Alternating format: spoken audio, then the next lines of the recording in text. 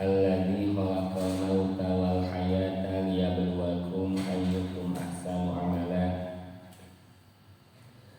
Asyhadu an la ilaha illallah wahdahu la syarikalah wa asyhadu anna Muhammadan abduhu wa rasuluh alladzi la nabiyya ba'da, amma ba'du.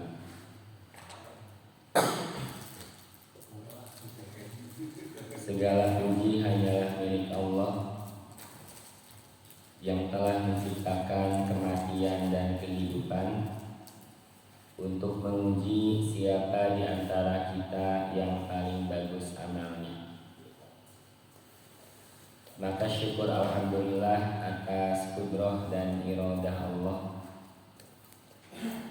kita masih memiliki kemauan serta kemampuan sehingga kita bisa terbangun dari istirahat sejenak, lalu kita bisa melangkahkan kaki ke tempat yang mulia, dan sekarang kita bisa duduk di majelis ilmu seperti biasa untuk mengkaji ayat-ayat Al-Quran, untuk mengkaji hadis-hadis Nabi SAW, dan selanjutnya kita pun berjuang agar bisa mengamalkan dengan sebaik-baiknya dalam kehidupan sehari-hari yang kita lalui.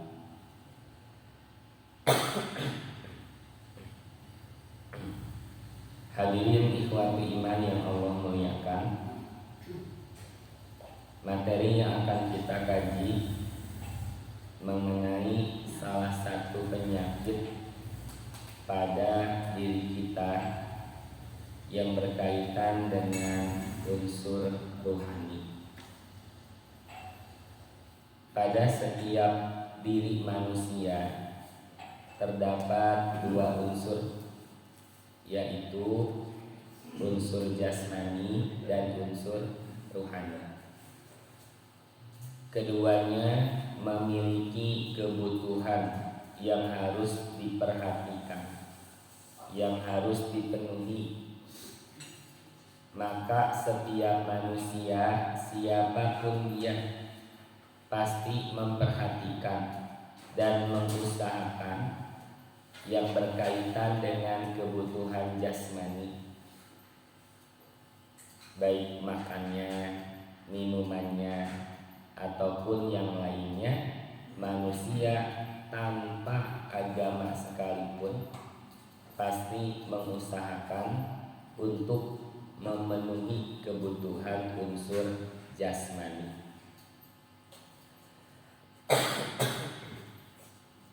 Namun sebaliknya jamaah, kebutuhan unsur rohani hanya diperhatikan oleh orang-orang yang beriman. Kebutuhan rohani yaitu kedekatan kita sebagai manusia kepada penciptanya, khusyuk dalam beribadah, penuh harap dalam bermunajat kepada Allah Subhanahu wa Ta'ala, dan merasakan pengawasan, kedekatan antara hamba dengan penciptanya. Maka kebahagiaan sesungguhnya bisa didapatkan oleh manusia ketika unsur rohaninya terpenuhi, Pak. Karena kaya sesungguhnya berada di dalam jiwa, bukan berkaitan dengan kekayaan dunia. Bahagia sesungguhnya ada di dalam hati, bukan diukur dengan materi. Maka sungguh setiap hamba yang senantiasa mendekatkan diri kepada Allah Subhanahu wa Ta'ala akan memiliki rasa syukur yang demikian besar, lalu mendapatkan kebahagiaan yang sebenarnya, mendapatkan tuntunan dari Rabb-Nya dan mendapatkan kejelasan dalam menjalani kehidupan di dunia yang hanya sementara saja. Demikian pula jamaah pada kedua unsur tersebut memiliki penyakit yang harus diobati, harus dipulihkan kembali. Kita tidak akan berbicara penyakit unsur jasmani, karena siapapun manusia ketika sakit jasmaninya pasti berusaha untuk berobat agar kesehatan bisa kembali. Nah, namun penyakit unsur rohani hanya diperhatikan oleh orang-orang yang beriman, gitu Pak. Salah satu penyakit pada unsur rohani kita yang akan melemahkan semangat dalam taat yaitu penyakit malas. Penyakit malas berhubungan dengan unsur rohani jiwa dan hati kita, yaitu tidak adanya kemauan untuk melakukan sesuatu yang harusnya kita bersegera dalam melakukannya. Ketika membahas penyakit malas, para ulama mendahulukan memberikan penjelasan kepada kita tentang sifat orang munafik. Karena di antara ciri orang munafik itu memiliki rasa malas yang sangat besar berkaitan dengan melaksanakan sholat. Kita lihat dalilnya di surah An-Nisa ayat 142.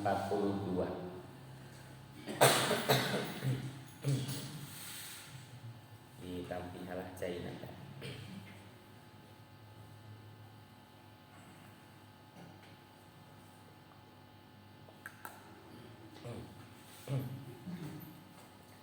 Surah An-Nisa ayat 142. Allah Subhanahu wa taala berfirman, A'udzu billahi minasy syaithanir rajim. Innal munafiqina yukhadi'una Allaha wa huwa khadi'uhum wa idza qamu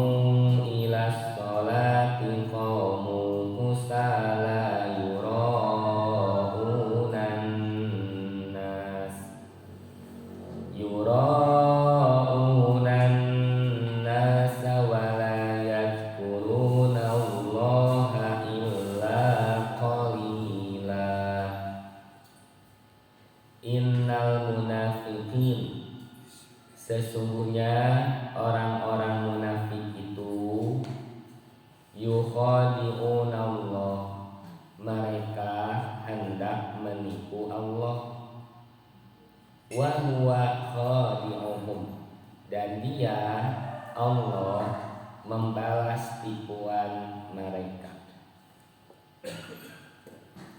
Ya, alhamdulillah mengapa ayat fotokopian ini Pak.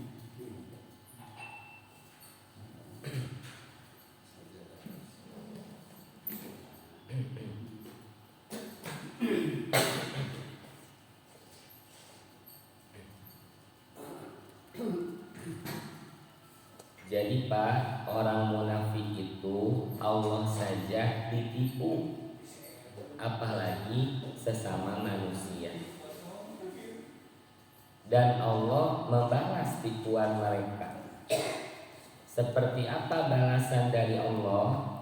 Yaitu Allah membiarkan mereka larut dalam kesesatan dan penipuan mereka. Kursi palingnya.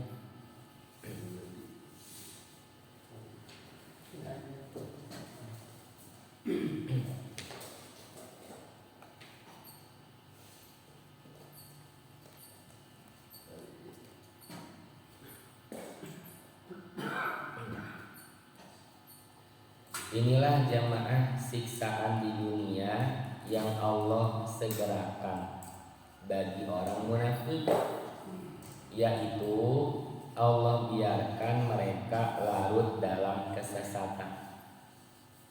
Walaupun keadaan di dunia nampak baik-baik saja, tidak ada kesulitan, tidak ada penderitaan yang didapatkan, tapi saat dia jauh dari jalan yang benar, larut dalam kesesatan, justru itulah siksaan yang sangat berbahaya. Lalu seperti apa bentuk tipuan orang-orang munafik kepada Allah Subhanahu wa taala? Di sini Allah menerangkan, wa idza, dan apabila qamu, mereka berdiri, ila sholati, untuk mengerjakan sholat. Jadi kalau orang munafik sholat, sholatnya seperti apa? Qamu kusala, mereka berdiri untuk sholat dalam keadaan malas. Nah, munafik jamaah dibagi menjadi dua. Yang pertama munafik besar, akbar. Yang kedua munafik asgor. Munafik akbar itu adalah munafik yang hakikatnya dia itu orang kafir. Nah, kita mulai dari pengertian munafik jamaah. Munafik secara istilah syarah artinya izharul imani bil lisani, menampakkan keimanan dengan lisan. Jadi lisan ngaku beriman. Wa idmaruhu fil qalbi, dan menyembunyikan kekufuran di dalam hati. Kalau kita jamaah tahu seseorang berdasarkan zohiriyahnya atau batiniahnya, Pak. Nah, kita mah tahu berdasarkan zohiriyahnya. Itu tak orang munafik secara zohir iman, tapi wa idmaruhu fil qalbi, menyembunyikan kekafiran di dalam hati yang kita tidak ketahui jamaah. Isi hati mereka sebenarnya seperti apa, gitu. Wan nifaqu ala nau'aini, Pak. Munafik itu dibagi menjadi dua macam. Pertama an-nifaqul akbar, nifak yang besar. Kedua wan nifaqul asghar, nifak kecil. Apa itu nifak akbar? Huwa izharul islami bil lisani, dia menampakkan Islam secara lisan.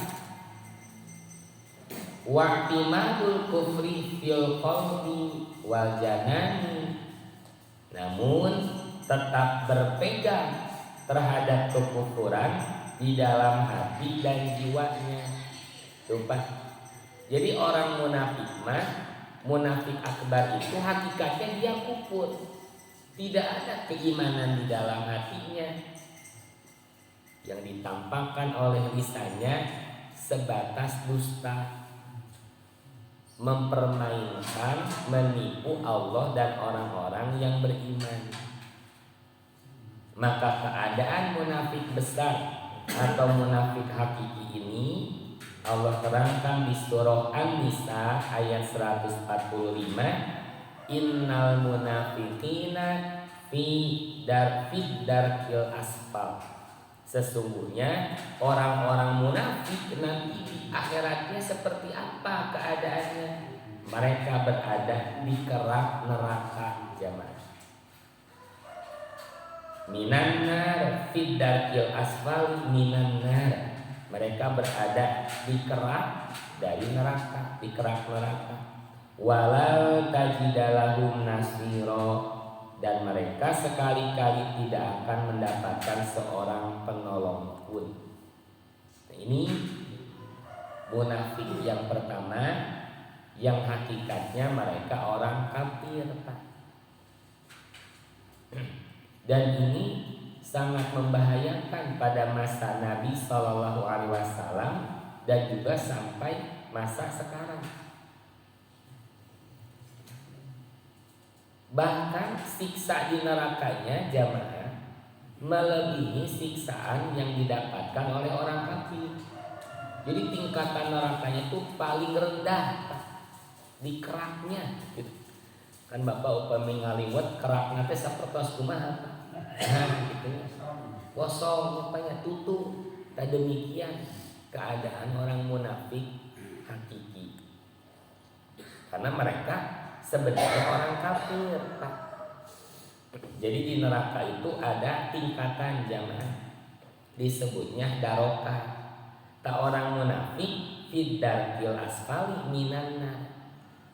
Derajat di nerakanya apa, tingkatan di neraka darokatnya itu paling rendah, paling hina. Nanti surga pun punya tingkatan, Pak. Kalau neraka disebut darokah, surga itu disebut darojat. Terus Bapak kadarojat di dunia apa di mana darajat itu? Di Garut apa namanya? Bapak kaluhur kan nanjak atau mudun, Pak, jangan. Kan nanjak, Pak. Nah, darajat di surga yang paling tinggi, paling mulia yaitu surga apa, Pak? Surga Firdaus, kan gitu. Kita diperintahkan oleh Nabi Shallallahu Alaihi Wasallam untuk meminta kepada Allah Ta'ala surga Firdaus. Jadi jangan kagok, Pak, minta surga Firdaus yang darajatnya paling tinggi. Ternyata ini bentuk pengajaran dari Nabi Shallallahu Alaihi Wasallam agar permohonan kita disesuaikan dengan amal soleh yang kita kerjakan. Masa minta surga Firdaus gitu, Pak, tapi sholat dinanti-nanti, kan gitu. Nanti kita akan membuktikan dari permohonan kita kepada Allah dengan amal soleh yang sebaik-baiknya. Itu jamaah munafik yang pertama. Adapun yang kedua yaitu munafik kecil adalah an-nifaqul amali, nifak secara perbuatan, yaitu orang muslim yang memiliki sifat-sifat orang munafik. Rasulullah Shallallahu Alaihi Wasallam bersabda, ayatul munafiki salah satu. Tanda-tanda orang munafik ada 3. Pertama, idza hadasa kadzaba. Kalau dia berkata, berdusta. Wa idza wa'ada akhlafa. Apabila berjanji dia mengingkari. Dan yang ketiga, wa idza tumina khona. Apabila diamanati dia khianat. Nah, ini ciri-cirinya, Pak. Jadi kalau dia orang Islam, Pak, tapi memiliki ketiga sifat yang tadi, berbicara dusta, berjanji mengingkari, dipercaya mengkhianati, teh terkena sifat orang munafik. Itu di ayat ini ditambah ketika sholat malas-malasan. Kalau dia munafik hakiki yang sebenarnya kafir, ya sholatnya tidak akan berpengaruh. Dan hakikatnya dia kafir.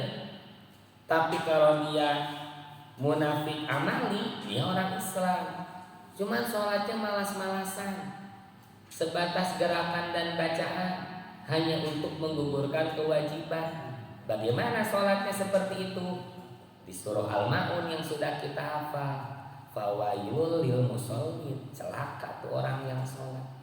Maka sholatnya tidak diterima oleh Allah Subhanahu wa Ta'ala. Sholatnya tidak bisa membersihkan dosa yang pernah dilakukannya. Begitu jemaah.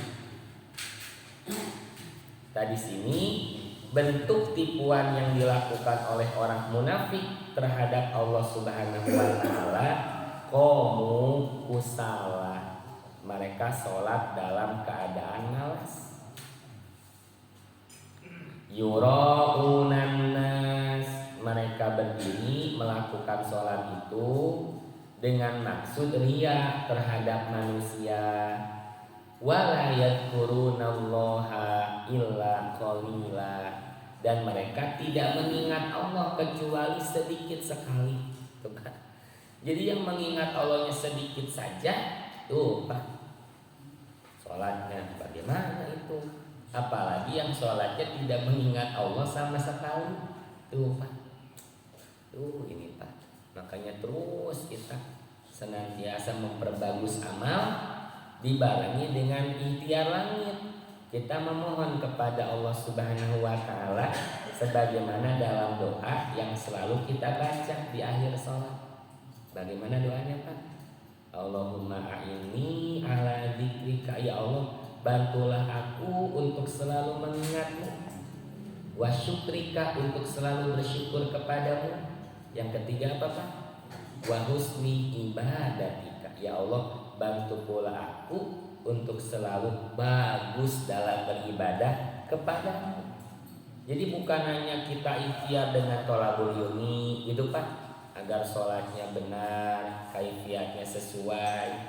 Tidak hanya mengandalkan kemampuan kita saja, tapi kita pun memohon kepada Allah Subhanahu wa taala agar Allah senantiasa membantu kita untuk selalu bagus dalam beribadah kepadanya. Selanjutnya jamaah, di surah At-Taubah ayat 54-55 masih keadaan orang munafik yang sholatnya malas-malasan. Allah Ta'ala berfirman, wa ma mana'ahum an tuqbala minhum nafaqatuhum, tidak ada yang menghalangi infak mereka untuk diterima, illa annahum kafaru billahi wa birasuli, kecuali karena sesungguhnya mereka adalah orang-orang yang kufur kepada Allah dan Rasulnya. Tuh Pak, ini munafik akbar yang tadi. Mereka pun ternyata infak jamaah, tapi tidak akan diterima oleh Allah Subhanahu wa taala disebabkan sesungguhnya mereka kufur kepada Allah dan Rasulnya. Wala yatuna sholata illa wa hum kusala, dan mereka tidak melaksanakan sholat melainkan dengan malas. Wala yunfikuna illa wa hum karihun, dan tidak pula mereka menginfakkan harta melainkan dengan terpaksa. Jadi sholatnya malas-malasan, mengeluarkan infaknya pun terpaksa. Karena kalau saya tidak ikut infak, nah nanti ketahuan apa yang saya sembunyikan, yaitu kekufuran yang ada di dalam hatinya. Sedangkan yang dinampakkan lisan keimanan, dan mereka ingin menunjukkan pula amal perbuatan seperti orang mukmin yang lainnya. Padahal hati mereka kufur kepada Allah dan Rasulnya. Ini yang menghalangi infaknya tidak diterima oleh Allah Ta'ala. Demikian pula sholatnya akan sia-sia. Fala tu'jibka amwaluhum wala auladuhum, maka janganlah harta dan anak-anak mereka membuatmu kagum. Gitu Pak, kita jangan takjub, jangan kagum terhadap harta dan anak-anak mereka. Berarti Pak, urusan dunianya mah dilancarkan, hartanya melimpah, punya anak-anak pula. Jangan membuatmu kagum, kata Allah, jangan membuatmu takjub. Mengapa? Innama yuridullahu liyu'adzibahum biha fil hayatid dunya, karena sesungguhnya Allah hendak menyiksa mereka dengan itu, dengan banyak harta, banyak anak. Allah menyiksa mereka dengan itu di kehidupan dunia. Fatazhaqo anfusuhum wa hum kafirun, dan kelak nyawa mereka akan keluar dengan susah payah, dipaksa Pak dikeluarkannya juga, sedangkan mereka dalam keadaan kafir. Tuh Pak. Jadi urusan dunianya mah lancar Pak, harta banyak, demikian pula anak banyak. Jangan kagum kita. Dah hakikatnya itu siksaan yang Allah berikan kepada mereka. Nanti ketika dicabut nyawa oleh malaikat dengan susah payah, dengan dipaksa, dipukul sekeras-kerasnya Pak oleh malaikat. Di dalam hadis lain sampai teriakannya terdengar oleh semua makhluk yang ada di atas muka bumi ini, kecuali jin dan manusia tidak mendengar teriakannya. Tuh Pak. Jadi inilah hikmah digaibkannya bagi kita Pak. Kabayang upami teu digaibkan Pak suara teriakannya, Bapak teh bade tuang mendengar anu ngagorowok gitu Pak, jigana hilang Pak selera makan teh. Sieun banyak. Tak karena Nabi menerangkan keadaan demikian, kita wajib mengimani. Oh, ternyata keadaannya seperti itu. Nah, ini jamaah yang tadi bab sholatnya ditambah di sini dengan ibadah maliyahnya, infak diantaranya, infak yang dikeluarkan pun terpaksa, gitu. Maka demikian pula ya orang mukmin yang terpaksa ya melakukan kebaikan, nggak ada nilai keikhlasan, maka akan menyebabkan tidak diterima oleh Allah Subhanahu wa Ta'ala dari infak yang dikeluarkannya. Nah, sekarang kita lihat penjelasan dari para ulama. Pertama, dalam kitab Tahzibul Akhlaq diterangkan apa itu al-kasalu, malas. Huwa at-tasaqulu wat-tarahi amma yanbaghi ma'al qudrah. Malas ialah tidak punya semangat dan tidak bersegera terhadap apa yang seharusnya. Apa yang seharusnya kita lakukan harus bersegera kita kerjakan, yaitu urusan akhirat. Urusan akhirat maka kita harus bersegera, harus berlomba-lomba, harus berlari secepat mungkin, kan gitu Pak. Nah, maka bagi orang yang malas mah tidak ada semangat untuk hal itu. Padahal dia mampu untuk mengerjakannya, tepat. Jadi punya kemampuan, tapi tidak ada kemauan. Nanti beda cerita kalau ada orang punya kemauan tapi tidak ada kemampuan. Nanti dilihatnya akan Allah berikan penilaian kepadanya, dilihat amalan ketika sehatnya. Dia punya amalan apa ketika sehat? Rajin berjamaah ke masjid, punya agenda rutin menghadiri kajian. Suatu ketika dia sakit, tidak ada kemampuan untuk pergi ke masjid, padahal kemauannya besar, maka tetap dicatat pahalanya oleh Allah Subhanahu wa Ta'ala. Dilihat kebiasaannya ketika sehat. Tak orang munafik mah bukan tidak ada kemampuan, tapi tidak ada kemauan. Maka urusannya hati itu mah. Kemampuan mah bisa, sehat, mampu untuk bersegera, tapi terkena penyakit malas sehingga hilang kemauan, tidak ada semangat untuk mengerjakan. Au adamun bi'asin nafsi li fi'lil khair, atau tidak ada dorongan jiwa untuk melakukan kebaikan. Gitu Pak. Padahal peluang melakukan kebaikan ada di depan mata Pak. Tapi tidak dikerjakan karena tidak ada dorongan di dalam jiwanya. Selanjutnya dalam tafsir Al-Qurtubi diterangkan, wa hum mutakasiruna mutasaqiluna la yarjuna sawaba.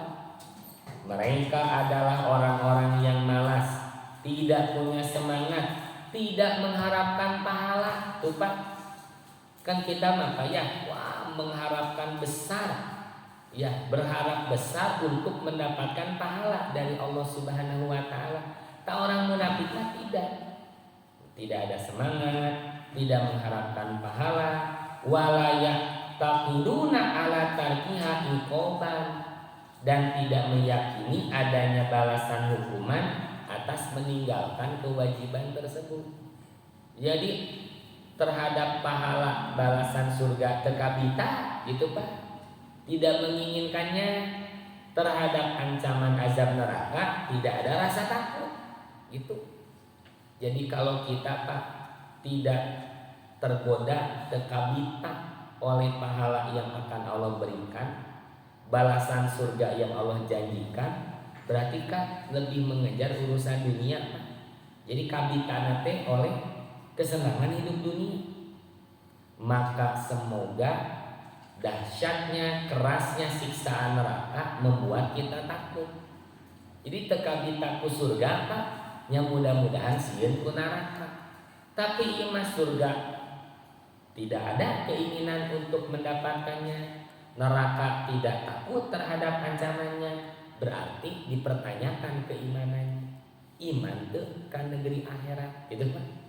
Iman tidak akan terjadinya hari kiamat. Iman tidak adanya surga dan neraka. Kalau tidak mengharapkan balasan surga, tidak takut terhadap azab neraka, maka dipertanyakanlah keimanannya. Itu Pak. Ini keadaan orang munafik. Selanjutnya dalam tafsir At-Tabari dicantumkan penjelasan dari Ibnu Abbas radhiyallahu anhu. Ia berkata, in kana fi jama'atin sholat, jika ia orang munafik itu berada pada kumpulan orang maka ia sholat. Wa in infaroda lam yusolli, dan jika ia sendirian maka ia tidak sholat. Wa huwa ladzi la yarjuna ala sholati sawaban, dialah orang yang tidak mengharapkan pahala dalam sholatnya. Dan sholatnya hanya pencitraan saja Pak, agar diterima, dinilai oleh orang-orang di sekitar bahwa dia pun bagian dari kaum muslimin yang lainnya. Walayah syafi tarkiha iqoban, dan tidak takut hukuman dalam meninggalkannya. Jadi meninggalkan sholat ada masalah gitu Pak, mengerjakan sholatnya pun tidak mengharapkan pahala. Fanifaku yurisa al-kasal, maka kemunafikan tersebut dipastikan akan menyebabkan datangnya kemalasan fil ibadati wala mahal, dalam ibadah dan keadaan yang lainnya. Nah, satu lagi jamaah, kita lihat penjelasan Imam Ibnu Katsir dalam kitab tafsirnya. Hadhihi sifatul munafiqina, ini adalah sifat orang-orang munafik fi asyrafil a'mal, dalam amal yang paling mulia, wa afdoliha, amal yang paling baik, wa khairiha, amal yang paling mulia, amal yang paling utama, wa khairiha, dan amal yang paling baik, wa hiya as-sholatu, yaitu sholat. Jadi kalau ada yang bertanya apa amal yang paling mulia, apa amal yang paling utama, dan amal yang paling baik, jawabnya sholat. Sholat mah ibadah harian kita Pak. Ya, sampai tolak ukurnya kita udah bahas Pak, matahari jam. Jadi bagi kita sebagai mukmin, matahari bukan hanya energi terbesar di alam semesta, bukan hanya memberikan manfaat besar terhadap manusia, tapi matahari pun menjadi penanda waktu sholat wajib sudah tiba. Jadi sholatnya ibadah harian, ibadah yang paling mulia, paling utama, paling baik, dan ibadah yang menjadi penentu untuk ibadah-ibadah yang lainnya. Jadi kalau ibadah yang paling mulia saja dilalaikan, apalagi ibadah yang lainnya. Idza qamu ila sholati qamu wa hum kusala. Apabila mereka keadaan orang munafik itu berdiri melakukan sholat, maka mereka dengan malas sekali melakukannya. Li'annahum la niyata lahum fiha, karena pada mereka tidak ada niat karena Allah dalam sholatnya, tidak ada niat karena Allah. Wala imana lahum biha, tidak ada keimanan dalam sholatnya. Wala khasyata wala yaqinuna ma'naha, tidak ada rasa takut dalam sholatnya dan tidak mengerti makna sholatnya. Wah, berat Pak. Kami orang sholatnya tidak mendatangkan rasa takut, tidak mengerti makna kumaha tah. Kalebet gitu sholat diterangkeun di ayat ieu gitu kan. Kayak gitu. Makanya terus kita Pak harus menjadi pembelajar sejati. Sekalipun kita belum sempurna memahami makna bacaan di dalam sholat, minimalnya kita terus belajar Pak, untuk memaknai setiap bacaan dan gerakan sholat yang kita kerjakan. Jangan sampai sholatnya kita seperti sholat orang munafik, dalam keadaan terpaksa malas-malasan mengerjakannya, sebatas gerakan dan bacaan. Jadi sujud nanti jika hayam macokan huut begitu Pak. Sujud nanti ya cepat Pak gerakannya, nggak ada pemaknaan begitu Pak. Jadi sholat ibadah harian yang terus kita senantiasa perhatikan Pak ya. Nah, halaman berikutnya jemaah, masih dalam kitab tafsir Ibnu Katsir, dari Ibnu Abbas radhiyallahu anhu, ia berkata, dibenci orang yang sholat dalam keadaan malas tuh Pak. Sholat tapi dibenci dan tidak akan diterima oleh Allah Subhanahu wa Ta'ala kalau dalam keadaan malas. Terus kedah kumaha tuh orang teh sholatna, nah gitu Pak. Nah di sini diterangkan, walakin akan tetapi yaqumu ilaiha talqal wajhi,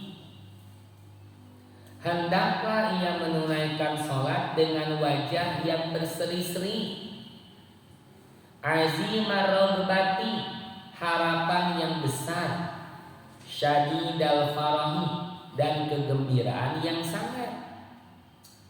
Jadi ibarat Pak, dua ya sejoli sepasang suami istri akan bertemu setelah melewati masa yang lama berpisah Pak.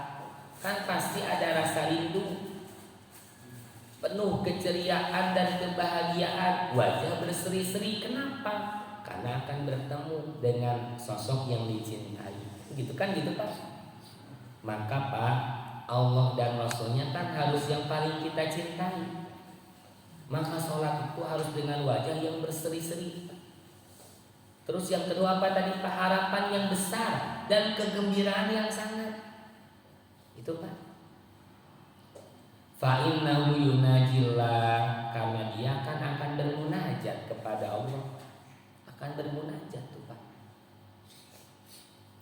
Wa innallaha tajahahu yaghfiru lahu wa yujibuhu idza da'ahu. Sesungguhnya Allah berhadapan dengannya, dia Allah akan memberikan ampunan kepadanya dan akan mengijabah apabila dia memohon kepadanya. Kan sholat kita sedang menghadap Allah, maka Allah akan mengampuni dosa kita, Allah akan mengijabah permohonan kita kalau kita sholat dengan penuh kesungguh-sungguhan jamaah. Bahkan kita sudah bahas Pak ya, dari mulai wudunya saja kita bukan sekedar wudu, bukan sekedar basah, bukan sekedar mencuci, tapi kita mencuci tangan Pak, dibarengi harapan kepada Allah Ta'ala agar Allah pun membersihkan dosa kita yang pernah dilakukan tangan ini. Kumur-kumur Pak, tidak sekedar kumur-kumurnya tapi menghadirkan penuh harap kepada Allah Ta'ala agar Allah pun membersihkan dosa yang pernah dilakukan lisan kita. pastinya Pak ya, ada hati orang lain yang tersakiti oleh ucapan ini, ada janji yang tidak ditepati, ada kata-kata yang berisi dusta. Wah, banyak pisan Pak. Dosa nungkul itu. Nah, jadi bukan sekedar kumur-kumurnya jamaah, sampai kita Pak ya mencuci kaki dibarengi penuh harap kepada Allah Ta'ala agar Allah pun membersihkan dosa yang dilakukan kaki kita. Pastinya ada langkah kaki ke tempat yang tidak Allah ridhoi. Kan begitu Pak? Kan di hadisnya seperti ini. Nah, saya mohon izin bacakan hadisnya. Nah, hadisnya muttafaqun alaih, riwayat Imam Al-Bukhari dan Imam Muslim. Kan begini Pak, Rasulullah Shallallahu Alaihi Wasallam bersabda, "Ma minkum rajulun yuqarribu wudu'ahu." Tidaklah seorang pun di antara yang mendekatkan air wudhunya lalu ia berkumur-kumur memasukkan air ke hidungnya lalu mengeluarkannya lagi.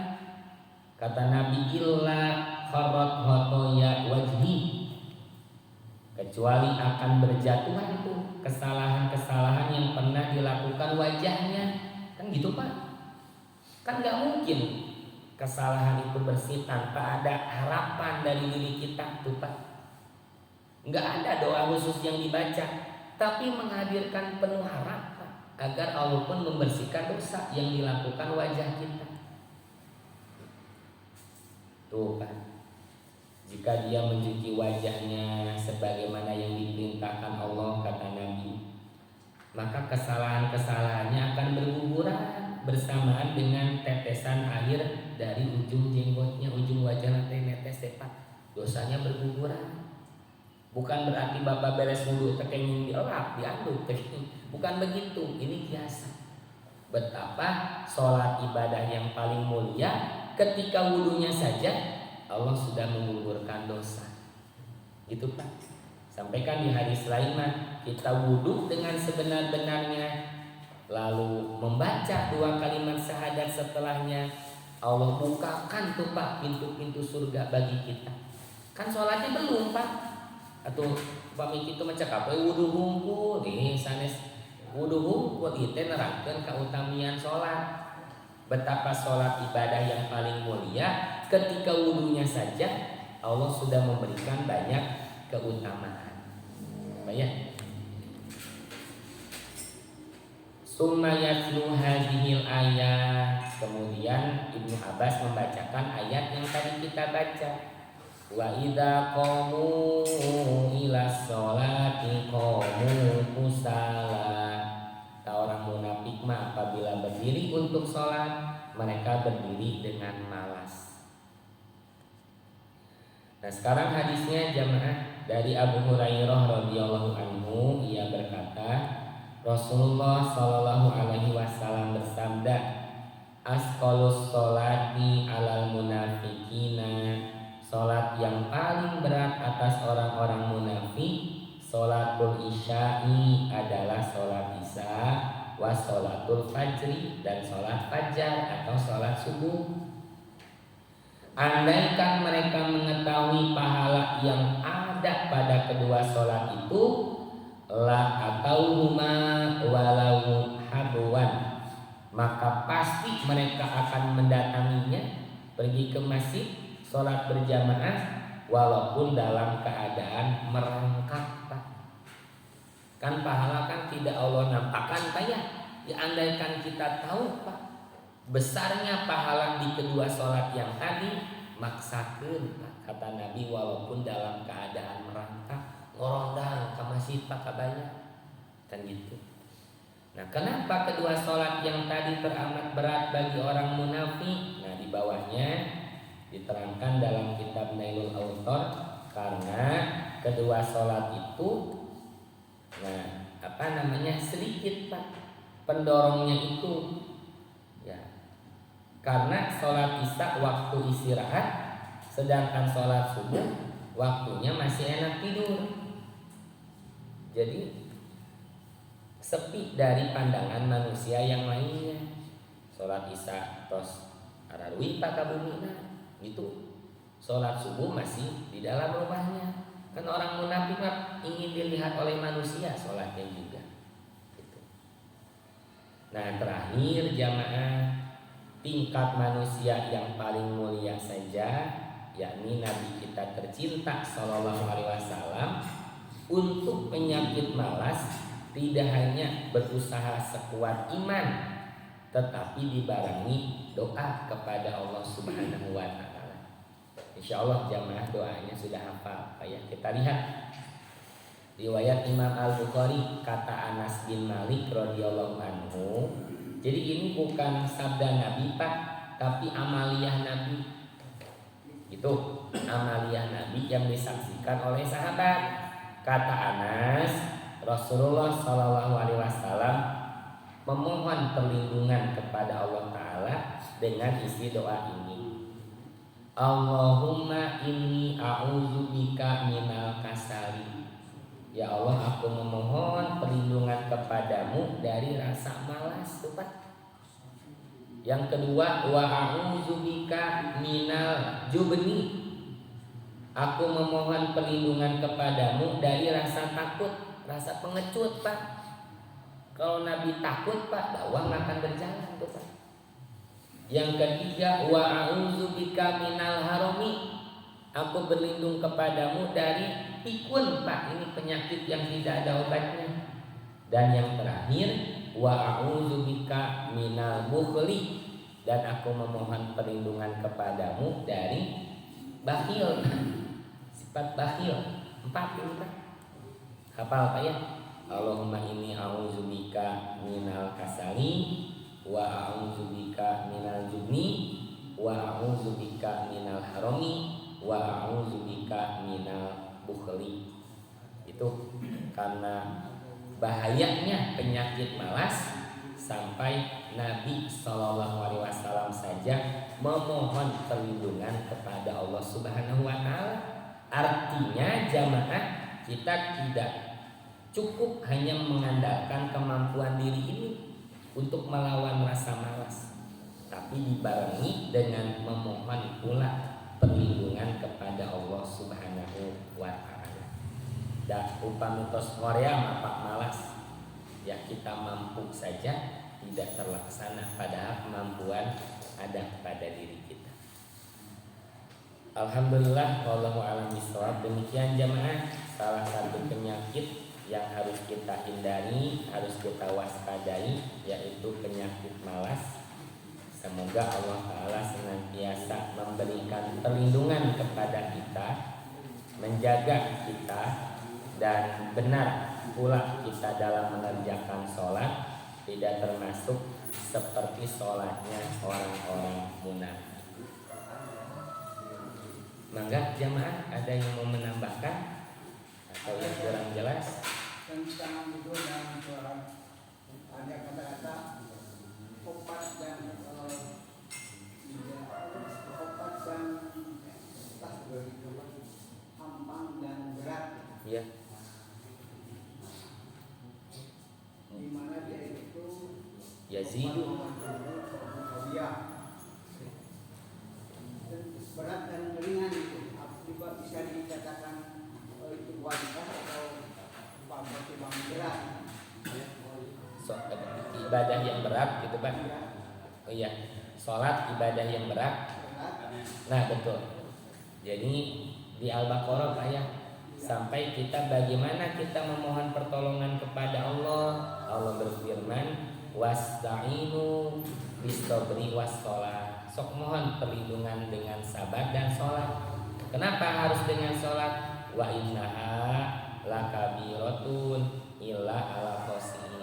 Karena sholat itu berat Pak dikerjakan, kecuali bagi orang-orang yang khusyuk. Apakah berat mengangkat tangannya? Tidak Pak ya. Apakah berat melangkahkan kakinya? Tidak, tapi berat hatinya gitu Pak. Wah ayo Pak barbel gerak kilo-kilo diangkat bisa. Ayo eta nanjak ka gunung geuning bisa, ayo ka masjid tara gitunya. Tuh, dah hatinya Pak yang berat. Kecuali bagi orang yang khusyuk. Khusyuk itu yang meyakini Pak adanya negeri akhirat, meyakini adanya perjumpaan dengan Allah Subhanahu wa taala. Itu ayat nu eta leres Pak Udan. Itu kemaitan jamaah.